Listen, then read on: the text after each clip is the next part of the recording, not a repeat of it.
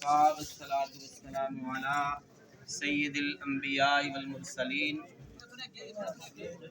فقد قال الله تبارك وتعالى في كلام المجيد والفرقان الحكيم أعوذ بالله من الشيطان الرجيم بسم الله الرحمن الرحيم فمن زحزح عن النار وأدخل الجنة فقد فاز وما الحياة الدنيا إلا متاع الغرور صدق الله مولانا العظيم وبلغنا رسوله النبي الكريم ونحن على ذلك لمن الشاهدين والشاكرين والحمد لله رب العالمين۔ میرے محترم بزرگوں، عزیز نوجوان بھائیوں،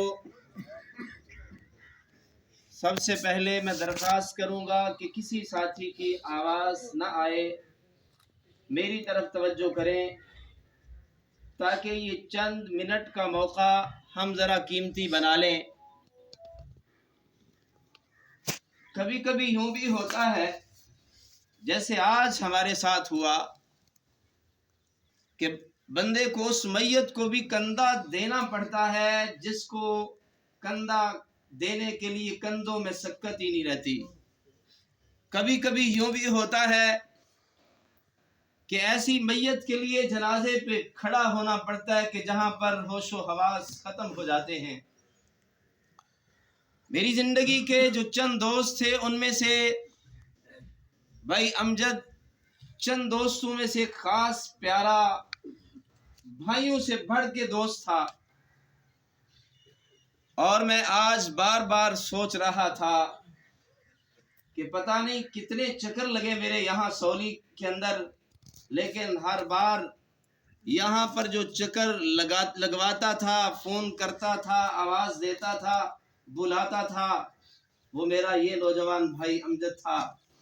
اور دیکھو زندگی کتنی بے وفا ہے کہ آج میں اپنے اس بھائی، اپنے اس دوست کے جنازے پہ اس کے لیے آیا کھڑا ہوں جو مجھے بار بار یہاں پہ بلایا کرتا تھا۔ ساتھیوں، بڑی خوبصورت زندگی گزارنے والا میرا بھائی امجد، میں نہیں سمجھتا کہ زندگی میں وہ کسی سے ناراض ہوا ہو، کسی کو ناراض کیا ہو۔ ہر وقت، ہر لحظہ مسکرانے والا، مسکرا کے ملنے والا، لوگوں کے دکھ درد بانٹنے والا، لوگوں کے لمحہ لمحہ کام آنے والا۔ یار ایسا جو علاقے کا، آپ کے گاؤں کا ایک سانجا آدمی تھا سیالکوٹ میں، جس کو بھی کام پڑا اس نے فون کیا اور اس نے کسی کو انکار نہیں کیا۔ رات کا اندھیرا ہے تو وہ پہنچ گیا، کسی نے ہاسپٹل بلایا پہنچ گیا، کسی نے کالج یا اسکول کے لیے اپنے بچے کے کام کے لیے بلایا، وہ پہنچ گیا۔ لیکن چونکہ یہ دنیا ہے، دنیا میں ہم انسان ہیں اور انسانوں سے غلطیاں بھی ہوتی ہیں، کوتاہیاں بھی ہوتی ہیں، گناہ بھی ہوتے ہیں۔ جس سے غلطیاں نہ ہوں وہ فرشتہ ہوا کرتا ہے۔ انسان دنیا میں غلطیاں کرتا ہی کرتا ہے، لیکن مجموعی زندگی جس طرح کی بھائی امجد نے گزاری ہے، میں اس بات کی گواہی دیتا ہوں کہ اس کی زندگی بڑی خوبصورت زندگی تھی، نیکوکاروں والی زندگی تھی، پاک بازوں والی زندگی تھی، سچوں اور سچوں والی زندگی تھی۔ آپ بھی میرے ساتھ اس کی گواہی دیتے ہیں؟ ساتھیوں، زندگی تو گزار کے ہم سب نے جانا ہی جانا ہے، اور یاد رکھو جس طرح کی بھی زندگی ہم مرضی گزار لیں، صحیح زندگی اسی کی ہے کہ جب ہم اس موت کے دروازے سے گزر کے، قبر حشر کے رستے سے گزر کے آگے، جب ہمارا اللہ ہمارے لیے یہ بات کہہ دے گا فَمَنْ زُحْزِحَ عَنِ النَّارِ، کہ تمہیں جہنم کی آگ سے بچا لیا گیا، اعلان کس کی طرف سے ہوگا؟ اللہ کی طرف سے، اور اعلان ہوگا وَأُدْخِلَ الْجَنَّةَ، داخل ہو جاؤ میری جنتوں میں، میرے باغوں میں، میری نعمتوں میں، فقد فاز، جس کے لیے یہ اعلان ہو گیا یہ کامیابی ہے، اور اس سے بڑی کامیابی کائنات کے اندر، دنیا کے اندر اور آخرت کے اندر کوئی نہیں ہے۔ اور اللہ فرماتے ہیں وَمَا الْحَيَاةُ الدُّنْيَا إِلَّا مَتَاعُ الْغُرُورِ۔ کاش یہ جملہ ہم سب کے دلوں کے اندر اتر جائے۔ ہمارا رب فرماتا ہے وَمَا الْحَيَاةُ الدُّنْيَا إِلَّا مَتَاعُ الْغُرُورِ، یہ جو تم زندگی گزار رہے ہو نا، یہ محض دھوکہ ہے، آزمائش ہے۔ اور میرے بزرگوں، میرے دوستوں، میرے بھائیوں، آج اس موقع پہ جہاں ہم جمع ہیں، میرے ساتھ مل کے اللہ کی طرف متوجہ ہو کے اللہ سے معافی مانگ لیتے ہیں، توبہ کر لیتے ہیں کہ اے ہمارے خالق، ہم تیرے بندے ہیں، گناہوں میں ڈوبے ہوئے ہیں، غفلتوں میں پڑے ہوئے ہیں، ہمیں تو معاف فرما دے۔ اور آج کے بعد ہمارے رب ہماری زندگی کو بدل دے، گناہوں میں پڑے ہوئے ہیں نیکیوں کی طرف چلا دے، گمراہی میں ہیں ہدایت کی طرف چلا دے، غلطیاں کوتاہیاں کر رہے ہیں، اے اللہ اپنے اور اپنے پیارے رسول صلی اللہ علیہ وسلم کے رستے پہ چلا دے۔ میرے سمیت میں بھی یہ دل میں ارادہ کر رہا ہوں اپنے اللہ سے، آپ نے بھی کر لیا ہے۔ اس کے آگے چلتے ہیں۔ بھائی دو تین باتیں میں بڑی ضروری عرض کرنا چاہوں گا، ایک تو بھائی امجد کے حوالے سے اور ایک دوسرا اپنے حوالے سے۔ ہم مسلمان ہیں، آخرت پہ ہمارا یقین ہے، لیکن گناہ کر کر کے نا ہمارے دل سخت ہو چکے ہیں، اور سخت دل بڑا نقصان کرتے ہیں۔ دلوں کو نرم کرنا چاہیے، اور دل نرم ہوتے ہیں اللہ کے خوف سے۔ مجھے ساتھی بتا رہے تھے بعض اوقات جنازوں پر بھی لوگوں کی بحثیں ہو جاتی ہیں، لوگوں کی الجھنیں ہو جاتی ہیں۔ میں اس حوالے سے بھی ایک بات کرنا چاہتا ہوں۔ یاد رکھو ہم سارے مسلمان جنہوں نے کلمہ پڑھ لیا ہے وہ سارے ہی مسلمان ہیں، اللہ سے امید کرتے ہیں ساری جنت میں جائیں گے۔ اختلافات امت کے اللہ کی طرف سے رحمت ہے۔ کوئی نماز میں اونچی آمین کہہ لیتا ہے، کوئی آہستہ کہہ لیتا ہے، کوئی رفع دین کر لیتا ہے، کوئی نہیں کرتا، کوئی نماز جنازہ کے بعد یہاں پہ بعد میں دعا کر لیتا ہے، کوئی قبر پہ کر لیتا ہے۔ یہ لڑائیوں والی باتیں نہیں ہیں، یہ بحثوں والی باتیں نہیں ہیں۔ ہم سارے مسلمان ہیں، کوئی گستاخ نہیں ہے، کوئی مشرک نہیں ہے، کوئی اس طرح کی باتیں دلوں سے نکالو، محبتیں پیدا کرو۔ ایک تو میری ریکویسٹ درخواست یہ ہے کہ دلوں کو نرم کرو، دلوں میں وسعت پیدا کرو، سینوں میں وسعت پیدا کرو۔ بھئی میں اب جنازہ میں نے پڑھانا ہے، کوئی بھی بندہ جب جنازہ پڑھاتا ہے، جن کی میت ہوتی ہے یہ ان کا حق ہوتا ہے، جس سے طریقے سے چاہے وہ جنازہ پڑھ لے، کوئی ایسی بات نہیں۔ لیکن کوئی ساتھیوں سب کو کس طرح کوئی راضی کرے گا؟ کوئی نماز جنازہ کے بعد دعا کرنے سے راضی ہو جائے گا، کوئی ناراض ہو جائے گا۔ میں صرف آپ کے سامنے بات رکھ دیتا ہوں، باقی آپ کی مرضی، اور کوئی نفرت نہیں، کوئی ضد نہیں، کوئی لڑائی نہیں۔ نماز جنازہ آپ کو پتہ ہے کہ بذات خود ایک دعا ہے۔ نماز جنازہ کیا ہے؟ دعا ہے۔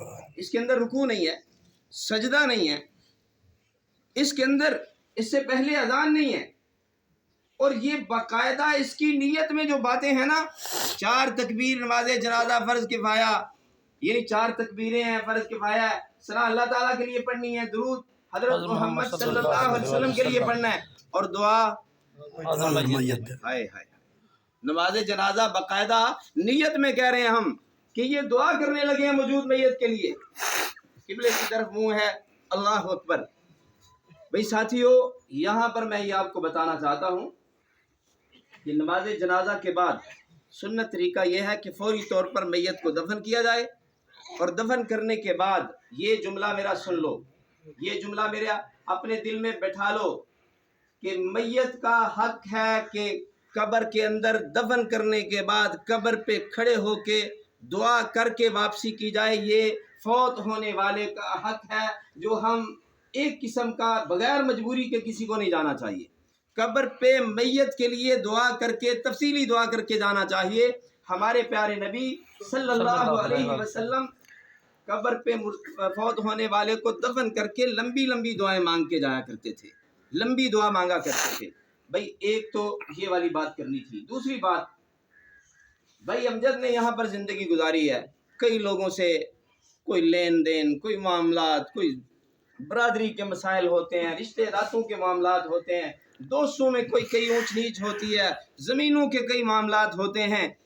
तो भाई यहीं पे ज़िंदगी गुजारी है, हम सारे यहाँ जमा हुए हैं सिफारशी बन के, दरख्वास्त लेके अल्लाह के सामने हम जमा हैं, दरख्वास्त देने लगे हैं, अल्लाह से दुआ करने लगे हैं, मिन्नत करने लगे हैं कि या अल्लाह, हमारे बुजुर्ग दुआ करेंगे कि या अल्लाह हमारे बच्चे बेटे को, नौजवान दुआ करेंगे हमारे भाई को, या अल्लाह तू बख्श दे, माफ़ कर दे, यही दुआ करेंगे ना। तो भाई हम किसी के पास किसी की सिफारिश लेके जाएं कि यार इसका ये काम कर दो, और अगर वो काम खुद कर सकते हो तो खुद पहले करना चाहिए कि नहीं।